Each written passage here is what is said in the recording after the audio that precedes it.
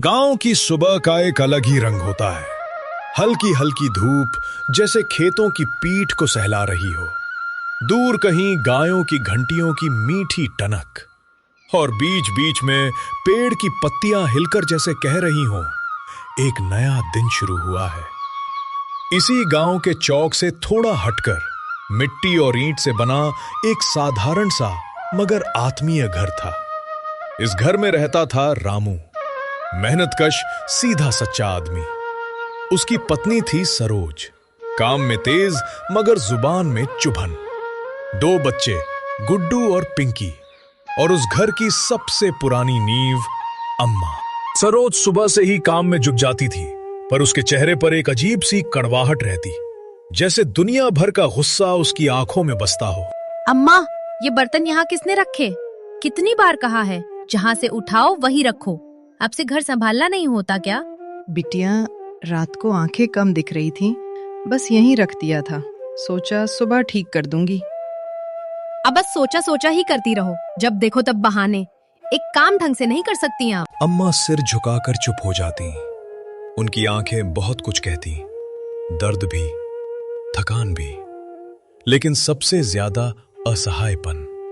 सरोज हर रोज अम्मा को ताने देती थी, कभी काम में, कभी किसी और बात में। अम्मा बेचारी सिर झुकाकर हमेशा सब सुनती रहती थी। एक दिन सरोज अम्मा पर लगातार डांट रही होती है। अम्मा, मैंने कितनी बार बोला है, ये जो धान की बोरियां रखी हुई हैं, इन्हें साफ करके ठीक से रखो। एक बार बोलूं तो समझ नहीं आता क्या कि आपको बार बार कहना पड़ेगा? आपको कोई काम नहीं करना है, बस बैठकर मुफ्त की रोटियां तोड़नी है। बेटा, मुझे आंखों से ठीक से दिखाई नहीं दे रहा है, इसलिए मैं ये काम नहीं कर पा रही हूँ। तुम मुझे कोई और काम दे दो, जैसे बर्तन धोना या कपड़े धोना, वो मैं कर लूंगी। अम्मा चुपचाप बर्तन धो रही होती हैं और बच्चे ये सब देख रहे होते हैं। बच्चे तो पानी की तरह होते हैं, जहां ढाल मिलता है वहीं बहते हैं, और सरोज का गुस्सा उनकी मिट्टी को भी उसी रंग में रंग रहा था। एक दिन गुड्डू पड़ोस के बच्चों से ऐसे बोला, दूर हटो, क्या रास्ता रोक कर खड़े हो? हमारी माँ को पता चला तो बहुत सुनाओगी तुमको। हाँ, हमारी माँ सबसे तेज बोलती है, तुम लोग उसकी बात सुनकर डर जाओगे, इसलिए पंगा मत लेना। गांव वाले ये सुनकर एक दूसरे की तरफ देखने लगते हैं, चौंक जाते हैं और कहते हैं, अरे ये बच्चे तो अपनी माँ से भी एक कदम आगे हैं। अगले ही दिन बच्चे दोबारा झगड़ते मिलते हैं और पूरे गांव के लोग उनसे तंग आ जाते हैं। सारा दिन बच्चों की कहां सुनी सुनकर तंग आए गांव वाले शाम ढलते ही रामू के घर की ओर चल पड़ते हैं। क्या हुआ? आप सब लोग यहाँ कैसे? रामू समझा अपनी सरोज को, बात बात में झगड़ा करती है और अब बच्चे भी उसी की नकल कर रहे हैं। ये घर का माहौल गांव में भी फैल रहा है। भाई साहब, मैं कोशिश करता हूं, पर आगे की बात रामू के गले में ही अटक गई, क्योंकि वो जानता था सरोज सुनती नहीं। रात को अम्मा ने रामू को पास बुलाया। बिटवा, बहू बुरी नहीं है, बस दिल में काठ जैसा कठोरपन बैठ गया है। समय, थकान, जिम्मेदारी सब ने मिलकर उसे बदल दिया है। माँ, घर के बच्चे बिगड़ते जा रहे हैं, कहीं देर ना हो जाए, यही चिंता मुझे सताती रहती है। बिटवा, परेशान मत हो, सब ठीक हो जाएगा। अगली सुबह फिर वही हुआ। सरोज ने अम्मा को डांटना शुरू किया। अम्मा, रोटियां गोल क्यों नहीं बनाई? मैं कितनी बार कहूँ कि थोड़ी मेहनत कर लिया करो। जैसे ही उसने ये कहा, गुड्डू ने तेज आवाज में कहा, हाँ माँ, क्यों नहीं कर लेती? माँ रोज बोलती है ना, आप तो बस काम बिगाड़ती हैं। सरोज ये सुनते ही एकदम चौंक पड़ी। उसके चेहरे का रंग उड़ गया। ये वही शब्द थे जो वो रोज अम्मा से कहती थी। अम्मा, आप तो परेशान करती हो, हमारी माँ की बात नहीं सुनती। अम्मा की आंखों से आंसू टपक पड़े। उन्होंने बच्चों को कुछ नहीं कहा, बस दीवार पकड़कर अपने कमरे में चली गई।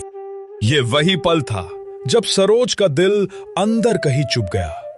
कभी खुद के शब्द अपने ही बच्चों की आवाज में सुनो तो आत्मा कांप जाती है। उस रात सरोज छत की तरफ देखते हुए सो नहीं पाई।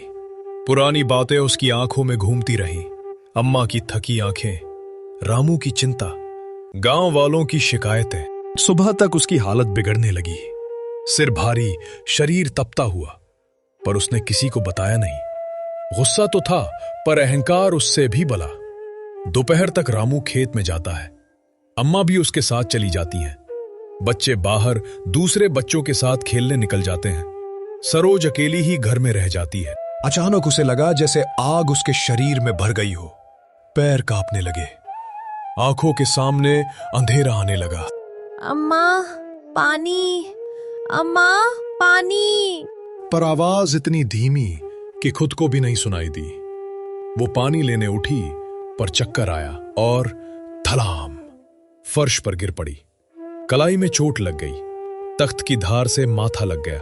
कोई है? पर जवाब में सिर्फ सन्नाटा। कमरे में धूप तिरछी होकर अंदर आ रही थी। सरोज को लगा जैसे वो धूप भी उसे ताने मार रही हो। तूने सबको दूर कर दिया, अब किसे बुलाएगी? उसकी आंखें भर आई। अम्मा, मैंने आपको कितनी बार रुलाया, आज मुझे ही कोई नहीं। भगवान, बस किसी को भेज दो। लेकिन कोई नहीं आया। अम्मा जैसे ही घर लौटी, दरवाजे के पास सरोज की चप्पल देख रुक गई। घर में अजीब सी शांति। सरोज, बहू, कहाँ हो बिटिया? कोई जवाब नहीं। अम्मा ने सरोज को जमीन पर पड़ा देखा, आंखें अध खुली, शरीर तपता हुआ। अरे राम राम, ये क्या हो गया बिटिया? उठो सरोज, मेरी बात सुनो। अम्मा ने कांपते हाथों से उसे उठाया। अम्मा, माफ कर दो, पानी। अम्मा की आंखों से बहते आंसू उसके गालों पर टपकने लगे। अम्मा तुरंत बाहर भागी।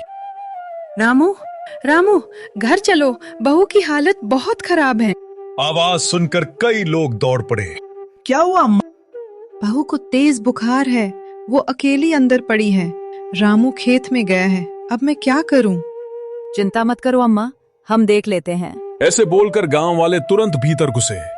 सरोज को खाट पर लिटाया गया और गांव की दाई को बुलाया गया। तब तक रामू भी आ गया। हे राम, बुखार बहुत तेज है, कहीं तबीयत हाथ से न निकल जाए। रामू का दिल कांप गया। सरोज ने होश में आते जाते देखा, जिनसे वो लड़ती थी वही लोग उसका सिर सहला रहे थे। अम्मा उसके पैरों को गर्म कपड़े से सेंक रही थी। रामू उसके माथे पर पानी की पट्टी रख रहा था। उसके आंसू बह निकले। अम्मा ने उसके सिर को अपनी गोद में ले लिया। अम्मा, मुझसे गलती हुई, बहुत बड़ी गलती। बिटिया, इंसान गलती करता है पर संभल भी जाता है। तू बस ठीक हो जा, बाकी सब ठीक हो जाएगा। शाम को गुड्डू और पिंकी घर आए। माँ को खाट पर देख रोने लगे। माँ, आप उठो ना, हम बदतमीजी नहीं करेंगे, अम्मा को भी नहीं चिढ़ाएंगे। माँ, हम अच्छे बच्चे बनेंगे, बस ठीक हो जाओ। सरोज ने दोनों को गले लगा लिया। पहली बार उसकी आंखों से पछतावा खुलकर बाहर आया। गांव की औरतें भी बारी बारी खाट के पास बैठी। रामू और अम्मा पूरी रात जागते रहे। सुबह दाई आई, उसने सरोज को देखा और कहा, बुखार उतर रहा है, अब खतरा टल गया है। ये सुनते ही अम्मा और रामू की जान में जान आई। सरोज ने धीरे से अम्मा का हाथ पकड़ा और उठ के बोली, अम्मा, मैं बुरी थी, आपकी इज्जत नहीं की। आप मुझे बेटी की तरह समझती रहीं और मैं। ऐसे मत कहो बिटिया, छोड़ दो ये पुरानी बातें। आज से नई शुरुआत करते हैं और एक नए रिश्ते की भी शुरुआत करते हैं। सरोज ठीक होकर बाहर आई। सब गांव वाले इकट्ठे थे। मैंने बहुत लोगों को चोट पहुंचाई। खोट मेरे विचार में थी, आप में नहीं। माफ कर दीजिएगा। गांव वालों ने उसकी पीठ तपतपाई। अब सरोज सुबह उठते ही अम्मा को सहारा देती, बच्चों को प्यार से समझाती, गांव की औरतों को मुस्कुराकर नमस्ते करती, घरेलू काम बांट बांट कर करती। गांव वाले कहते, अरे सरोज तो अब बदल गई रे, अब तो इसके मुंह से मीठी बोली ही सुनाई देती है। कभी कभी भगवान न कोई चमत्कार करता है, न कोई बड़ा संकेत भेजता है, बस इंसान को उसकी अपनी परछाई दिखा देता है। सरोज ने समझ लिया था, बड़े सिर्फ उम्र में नहीं, अनुभव में भी बड़े होते हैं। और बच्चे सिर्फ वो नहीं सुनते जो हम कहते हैं, वो सीखते हैं जो हम करके दिखाते हैं। अगर आपको ये सीख अच्छी लगी हो तो चैनल को जरूर सब्सक्राइब कीजिए और हां, लाइक और शेयर करना ना भूलें।